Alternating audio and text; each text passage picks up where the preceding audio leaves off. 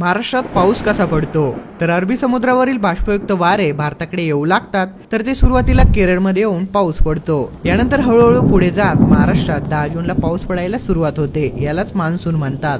तर हे वारे महाराष्ट्राकडे येऊ लागतात तेव्हा सह्याद्रीमुळे अडवले जातात, त्यामुळे कोकण भागात भरपूर पाऊस पडतो. मात्र पुढे पश्चिम महाराष्ट्रातील मुख्यतः अहिल्यानगर, सांगली, सोलापूर जिल्हे आणि मराठवाड्यातील उस्मानाबाद, लातूर, बीड, औरंगाबाद, जालना या जिल्ह्यात येईपर्यंत या मोसमी वाऱ्यांतील बाष्पाचे प्रमाण कमी होते, त्यामुळे इकडे कमी पाऊस होतो आणि यालाच पर्जन्यछायेचा प्रदेश म्हणतात. याचं एक उदाहरण म्हणजे शिरोळ तालुक्यात जांभळी गावात तुफान पाऊस पडतो, पण तो जयसिंगपूरमध्ये पावसाचा जोर कमी होतो. आश्चर्य म्हणजे जांभळी आणि जयसिंगपूरमधील अंतर हे केवळ 6 किलोमीटर इतकं आहे.